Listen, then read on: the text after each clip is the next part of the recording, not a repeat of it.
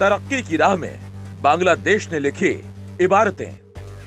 बांग्लादेश के मुक्ति दिवस पर पाकिस्तान की आंखें खोल देगी ये रिपोर्ट।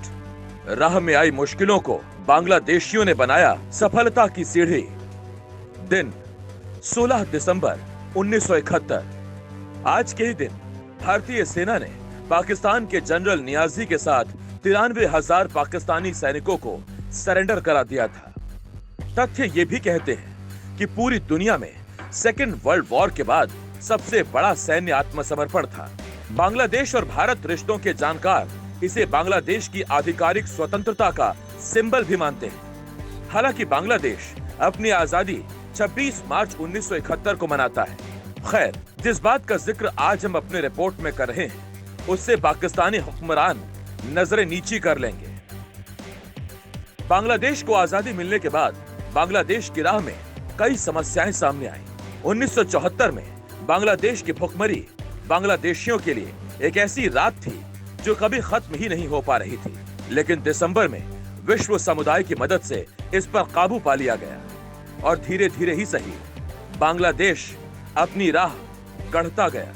बांग्लादेश अब विश्व बैंक द्वारा जारी किए गए साल 2020 के आंकड़ों के मुताबिक एशिया के 13 सबसे गरीब देशों में पाकिस्तान 8वें स्थान पर है।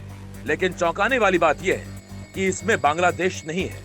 पाकिस्तान में प्रति व्यक्ति सालाना आय $1,193.73 है, जबकि बांग्लादेश में प्रति व्यक्ति सालाना आय $2,227। 1971 में पाकिस्तान की जीडीपी $10.6 अरब थी। उसी समय बांग्लादेश की जीडीपी महज $8.75 करोड़ थी। 2020 के आंकड़ों के मुताबिक पाकिस्तान की जीडीपी $314 अरब है, जबकि बांग्लादेश की $324 अरब हो चुकी है। सबसे कमजोर देशों की लिस्ट पाकिस्तान 27वें नंबर पर है, जबकि बांग्लादेश 37वें नंबर पर। 2021 की सस्टेनेबल डेवलपमेंट रिपोर्ट में पाकिस्तान 129वें स्थान पर, जबकि बांग्लादेश 109वें स्थान पर है। आईएमएफ की रिपोर्ट, अंतर्राष्ट्रीय मुद्रा कोष यानी आईएमएफ की एक रिपोर्ट के मुताबिक बांग्लादेश की अर्थव्यवस्था साल 2021 के अंत तक $322 बिलियन यानी करीब 23,18,000 करोड़ तक पहुंच जाएगी। सिर्फ इतना ही नहीं, इस साल के आखिर तक एक औसत बांग्लादेशी नागरिक पाकिस्तानी नागरिक की तुलना में कई गुना अमीर होगा। स्पोर्ट्स में बांग्लादेश, पाकिस्तानी टीम जहां क्रिकेट में अव्वल मानी जाती थी, उसका ग्राफ नीचे गिरता गया, जबकि बांग्लादेश अपने प्रदर्शन से दुनिया के नए क्रिकेट टीमों के लिए एग्जाम्पल बन गया। इसके साथ ही बांग्लादेश हॉकी, चेस, फुटबॉल और टेनिस में भी शानदार तरक्की कर रहा है। जहां एक तरफ पाकिस्तानी स्पोर्ट्स के इंफ्रास्ट्रक्चर जर्जर हालत में है, वहीं बांग्लादेश में स्पोर्ट्स के लिए नए फंड जारी किए जा रहे हैं। साक्षरता दर, पाकिस्तान की साक्षरता दर 60% है, जबकि बांग्लादेश की साक्षरता दर 77.4% है। क्यों लगातार आगे बढ़ रहा है बांग्लादेश? विशेषज्ञों की माने तो बांग्लादेश के पास इतनी तेजी से आगे बढ़ने के कई कारण हैं।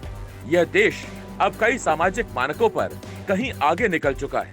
यहाँ पर कई स्तरों में होने वाले निवेश ने बांग्लादेशी वर्कर्स की प्रोडक्टिविटी में कहीं गुना इजाफा कर दिया है। कई एनजीओ इस तरह से काम कर रहे हैं कि बांग्लादेश के समाज में पाकिस्तान की तुलना में लगातार बदलाव आ रहा है। यहाँ पर एनजीओ बहुत कम हस्तक्षेप के लगातार काम कर रहे हैं और हेल्थ केयर, स्कूलों, बैंकों और डेयरी क्षेत्र में लगातार बेहतर परफॉर्मेंस दे रहे हैं। इसके अलावा फोन सर्विसेज और पब्लिक हेल्थ कैंपेन से भी यहाँ बदलाव लाने में कमाल का योगदान मिला है।